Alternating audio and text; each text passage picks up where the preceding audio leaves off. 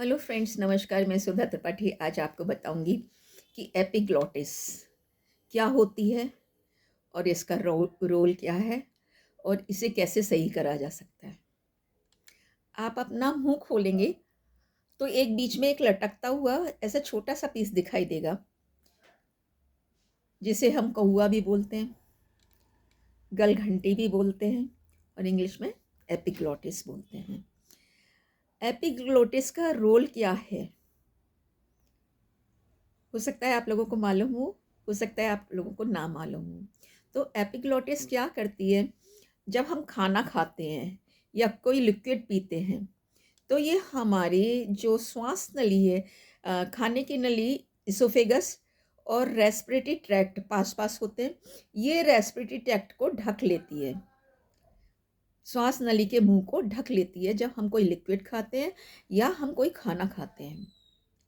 ठीक है, ये उसको ढक लेती है और ये हमारे भोजन को या लिक्विड को हमारी सांस नली में नहीं जाने देती है। ठीक है, मोस्टली क्या होता है, बच्चों में ये थोड़ी सी लटक जाती है, बड़ा हो जाता है इन्फेक्शन की वजह से या किसी और वजह से, तो ये जीभ को टच करने लगती है।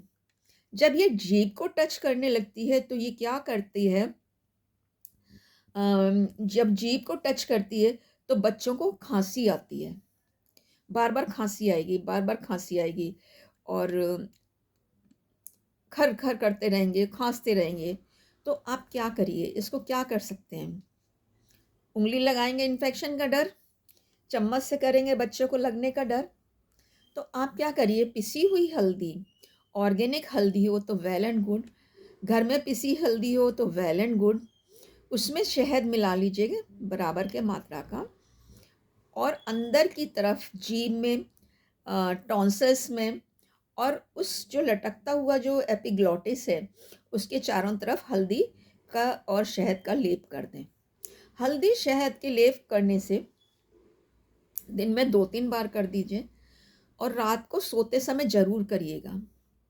ठीक है, उसको करने से क्या है, ये अपने प्रॉपर प्लेस पे आ जाएगा, जीभ को टच नहीं करेगा, और जब ये जीभ को टच नहीं करेगा तो बच्चा बार बार खांसेगा नहीं और बच्चे के गले में दर्द भी नहीं होगा और बच्चा जो है एक सुकून महसूस करेगा। तो आप क्या करेंगे, हल्दी लेंगे, उसको शहद में मिलाएंगे और उस बच्चे के मुंह में अ, अंदर की तरफ लगा देंगे, फिंगर से लगा दीजिए साफ करके, और बच्चे को, और रात को सोते समय ज़रूर लगाएं। रात को सोते समय लगाने से क्या होगा कि बच्चा ज़्यादा देर तक उसको लगा रहने देगा, ज़्यादा देर तक लगे रहने की वजह से उसको आराम मिलेगा और वो जो दवा है, दवा इन द सेंस कि जो हल्दी और शहद है, वो आसानी से मिल जाएँगे और उसको मतलब आराम मिलना चाहिए, वो आराम भी पहुँचा देंगे। ठीक है, तो आप इस तरह से कर सकते हैं।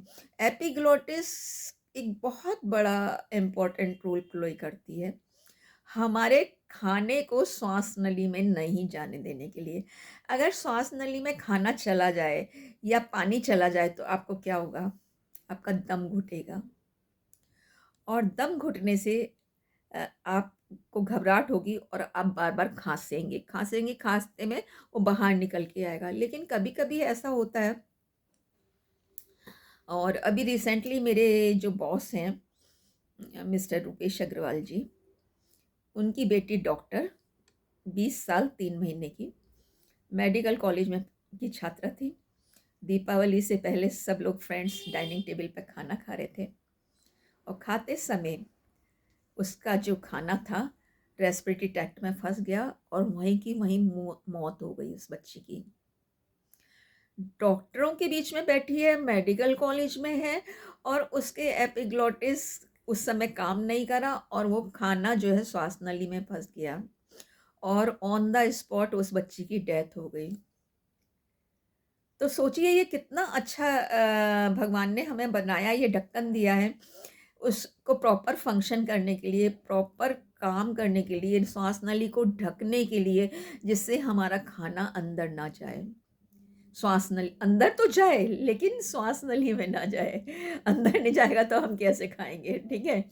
तो इस तरह से हमें अपनी प्रिकॉशन लेनी चाहिए, अपने बच्चों की प्रिकॉशन लेनी चाहिए और इस तरह का कभी आप लोगों के साथ धोखा ना हो, तो उसकी सूजन ना आए, उसका इन्फेक्शन ना होए और इस तरह की जब चीज़ें होती हैं, तो बहुत डर लगता है। जब से सुना है तब से ये लगता है एपिग्लॉटिस को सही रखो, एपिग्लॉटिस को सही रखो, खाना खाते समय बोलो नहीं, खाना पानी पीते में बोलो नहीं, अगर रेस्पिरेटरी ट्रैक्ट में गया और इस तरह की चीज़ें हुई तो बहुत मुश्किल हो जाएगी।